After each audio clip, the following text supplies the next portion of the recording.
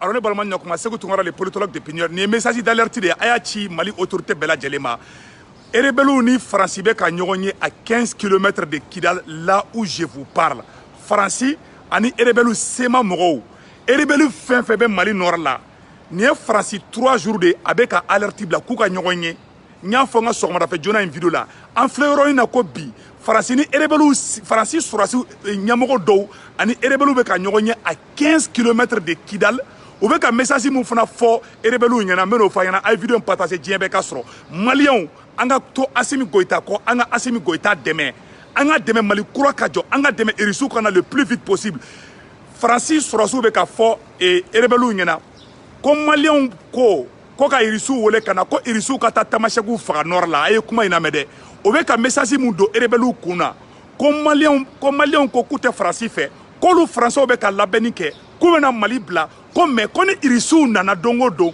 ko Irisiw bɛna taa Tamasɛkiw de faga nord la n bɛ mun ɲɛfɔ Sema mɔgɔw ɲɛna mes frères Tamasek mes frères de la Sema mes frères c'est-à-dire que de toute ethnie du nord le Mali n'est pas contre les Touaregs. Unissons-nous pour sauver ce beau pays.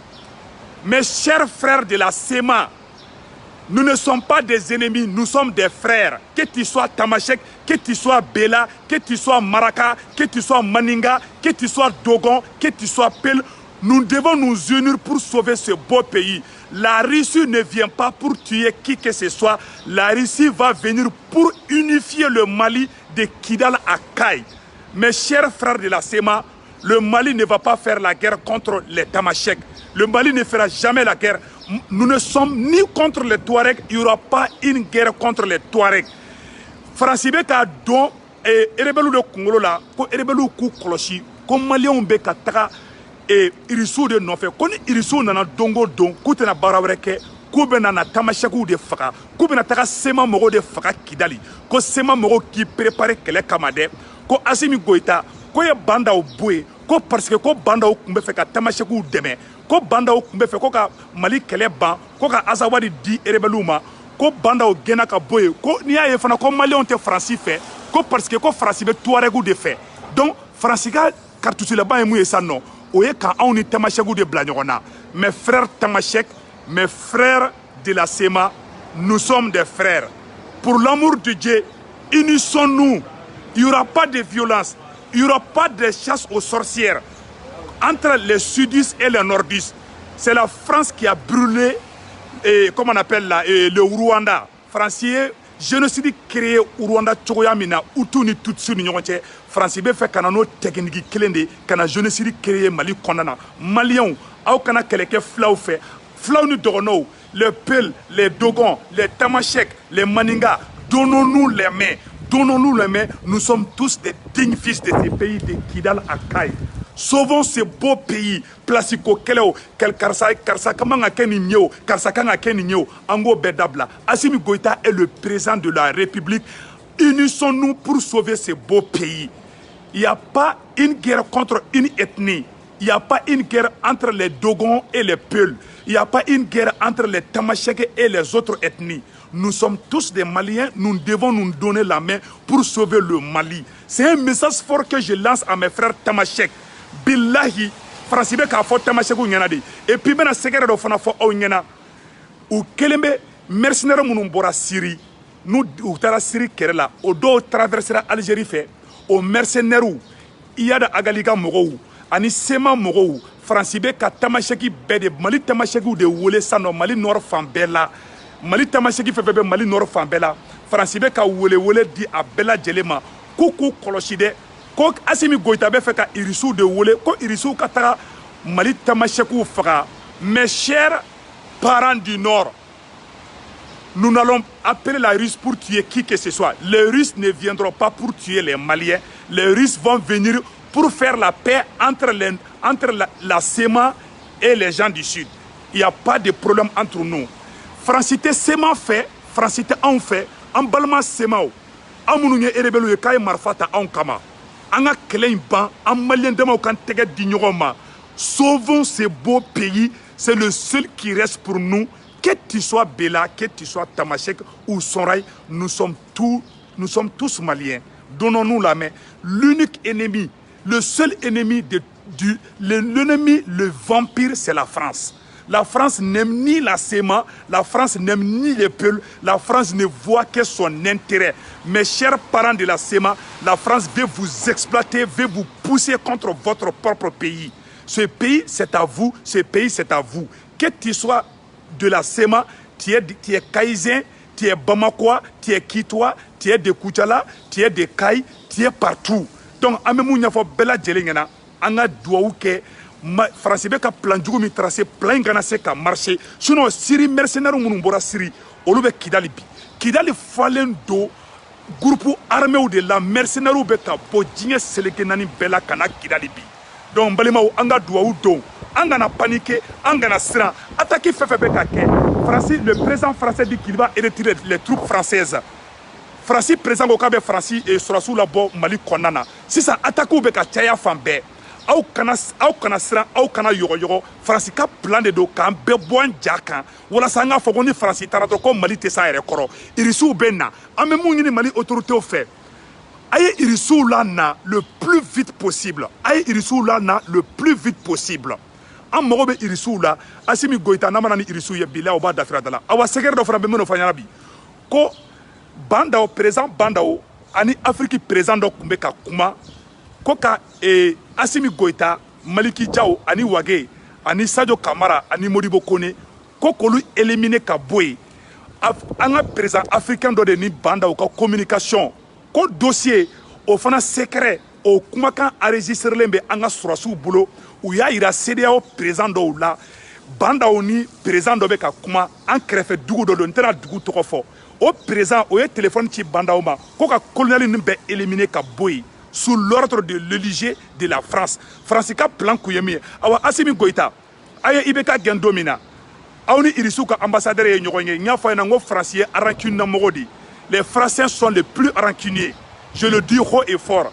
Francité ya fa awmade anya fogena aye kureta ke domina aye irisu wole aye jadisi chama faga ka wamoto jeni après aw klara ka aw di France matuguni ni France sigare la siècle a ke confetera ede ni segera France ma abi éliminer sika fo itala aya ye Tchad président Idriss Déby éliminer la chokona awa obeka erenyo mu fana ka Kidali Tchadiens be Mali ka pour la de Tchadiens te fait Mali ka klade les soldats tchadiens qui sont au Mali billahi ou be maliens de ka côté là Tchadiens ni sema ere mandi amemu ni sema fait les problèmes de d'Azawad ou quoi là vraiment amemu nya fo bela jelengena ay ngambolo di nyoma on be de Maliens kelinge Maliens shikana bobi beka Assimi Goïta supporter fanga imbe se kanya tukuya mina anga ba Mali ba sauver billahi ou be erenyo na enfleur na ko bi à 15 km de Kidali.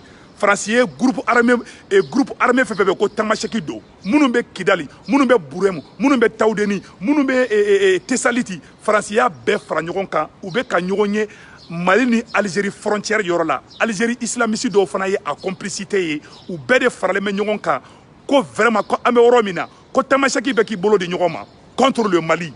Il n'y a pas une guerre entre les Tamashek et les autres ethnies. Wallahi koni irisu nana doro ko irisu be Tamashek de faga ou be kodo do Tamashek kungolo la France be fait ka guerre civile de wuli Mali konana billahi be ka tien de fo onyana malien demre be munu fana be ka France deme o la awa Assimi Goïta Mali frontière Mali de dugu be aya frontière be réservé sinon mercenaires be se ka bo dugu la kana au kama kana ou attaquer ou keleme ka Mali visé de Assimi Goïta ta tête est mise à prix par les présidents de la CEDEAO. France be fait ni France Assimi Goïta kungolo sorobi aba jeninga nyimi. Assimi Goïta ambi supporter amba deli Mali sulame be fait, Mali karamogo be fait, Mali soma be fait, Mali chrétien nyamogo be fait.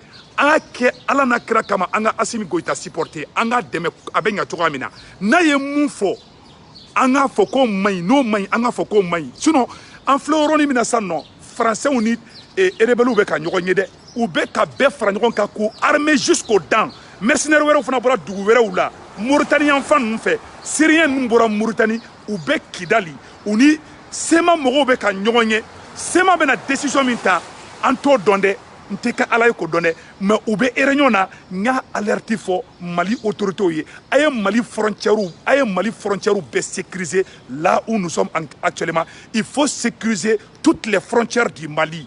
Il faut bien surveiller. Il faut appeler très vite la Russie, sinon c'est fini pour le Mali. Je vous dis, c'est la pire vérité. Mouvement s'est déclenché d'un moment à un autre. Le Mali est en alerte. Que tout le monde reste vigilant. Nous sommes en alerte, je le dis haut et fort. Ce n'est pas de la plaisanterie. Mais ce que je demande à mes frères de la SEMA, restons unis, faisons la paix. Le Mali, c'est pour nous tous. Sauvé. Si cette guerre-là se répète, vous allez perdre, nous allons perdre. Ça vaut combien d'années que nous sommes en guerre? Cette guerre-là doit finir. Nous devons faire la paix. La violence ne résout rien. Restons derrière nos militaires. Restons derrière le colonel Assimi Goïta. Assimi Goïta n'est pas contre les rebelles. Assimi Goïta n'est pas contre qui que ce soit. Assimi Goïta est venu pour sauver le Mali. Aidons-le à sauver cette patrie. Mais ce que je conseille aussi à Assimi Goïta, à Kadjidja Kanani Irisouye, sinon Mali est position d'alerte là. Mais au Kanasrande, au Chikanasran, Nimbeba là, Nigo Kibiga Yerama Horonyata, Sayabala, Balobala, Ambena Segende, Awa, Aligno Kibara de Frametukuniko, Macaroni Irisouka présent pour mon téléphone. Macron be kata do américain kan Macron be kata do irisu kan ko irisu kana son ko ka surasu kana malla irisu ka présent ko Macron ma ko tien erreur la ko droite Macron bolo ka fo ale ngana ko ale kana ka comment on appelle surasu bla kana malla irisu ka présent oni Macron ko na téléphone na Macron ko irisu ka présent ma ka kana pour surasu bla kana malla de aese ka afege irisu ka présent ko aide ko ne Mali autorité ya demandé kale be troupe bla kana malla. Donc, ou farla à Madjaoula. Amérique présent, fanako kale datenina. Américain ka présent, oko tiena kale datenina, kale datenu konna. Oroko somba fo onyena. Na même moko kele bi anga Franci kelen kele. Anga na fo Franci na Amérique ye kelen ngede. Sino Modibo Keita nana ya no. Modibo Keita nana ani Modibo Keita ni Franci kelen de kumekela. Modibo Keita sans chegi amata Franci, mais Modibo Keita nana Amérique ya no. Ani Amérique présent ni nyogonye. Relation ba ko mane Amérique che. Amérique be se kan deme anga diplomatie anga sa ke chogola ka ibeka to fangala Américain nga président ou la ka be avion fladi ibeka ma ko ka Mali deme ko sino ko vraiment ko Mali be ka sege France ko ibeka kana avion na Américain ka avion mine Américain ko me fait ka Mali deme avec des avions ka di Mali ma fou ibeka yi bala ne do yo bu disi ko sini ibeka yi malo ya ko de do anya accord mi singani irisu ka surasu ngana ibeka sarana ibeka yi accord toy Ibeka est accord twin, ka accord bla ka nyama ka signé trop ka accord blai. Accord coopération militaire mbena ay risu ka surasi kelenge ya no. Mais normalement ku ngana no, mais Ibeka est accord twin parce que Ibeka ka fanga de kada ka teme malika. Ibeka be Macron le fait ka teme malika. Maloya ko de don ka fo kiwi wosoni Ibeka. Awa Malion, Mali be alerte la mbo nya fo onyena bide. Ay frontière be sécurisée. Malion naye mogo ye aw sigale mbala aye Mali surasu wole aka fo kan sigale me karsala Malion angan tega di nyogoma angan Mali sauver Mali karamogo Mali moriu Mali mogo beki bolo di nyogoma. C'est le moment de sauver la patrie. Ce n'est pas le moment de faire la guerre de position. Car ça ni place là, car ça ni place là. Aya ke ala na kira kama aka ni nkon dabla nunu mana ko de quoi. Na fa foite ni nkon na. Am mogo be munabi. Équipe mu sigira anga wuli. Nous be gouvernement sigizena ou kana taka tchorobanta awa Assimi Goïta adema mogo ko kubi supporter ni tara adema tchoroba ou tatuguni kibu de ka gouvernement na ambe wuli no fede anto dia mogo shibulu ambi deme tien de kama anti deme ngalonka ambe bo amba dili bela jele fe bekato alerte konana awa ou keneme nyogonye ken na Kidali uni Algérie islamiste do be Syriens funa be Kidali bi à 15 km de Kidali donc amba nyini bela jele fe be anga mbolo di nyogoma anga ni autorité mogo na yaw sibile o banda fa awdala utaw to yo te ya fa awmane Assimi Goïta France yaw nega chien folo ayo kota ki be kala awni irisuka ambassadeur nyogonye anu irisu yo ko mun ke dugola France bora kala o kala ka aw ci France te ka banda o blanca ka o éliminer aw échapper là ko folo ala yi me flana yi mogo no na yo peuple janfa zina ka o di France ma u bo ken ngomi ka o nyimi foka dien wuli kurata tete ke Mali lapli o be soro ka tubabu jondo sigi an kuna ka poison ke be kono ka be faga u bɛ poisson kɛ mɔgɔw kɔnɔ u b'o o système bɛɛ b'u bolo awɔ u bɛ papier mun di Assimi Goïta ma u bɛ se ka poisson kɛ hali papier la k'a d'a ma colonel Assimi Goïta hali n'u ye papier d'i ma ka n'i bolo maga la gan dɔ i k'i bolo maga ka n'i tɛgɛ fana di bɛɛ ma colonel Assimi Goïta kana i tɛgɛ di bɛɛ ma u bɛ se ka poisson kɛ hali papier la k'a d'i ma donc i k'i kɔlɔsi yɛrɛ la maliyɛnw an ka to Assimi Goïta kɔ mais an ka tiɲɛ fana Mali kura ka jɔ nouvelle bɛ yen nɔ o de ye nin ye vive le Mali vive la paix a k'an bɛn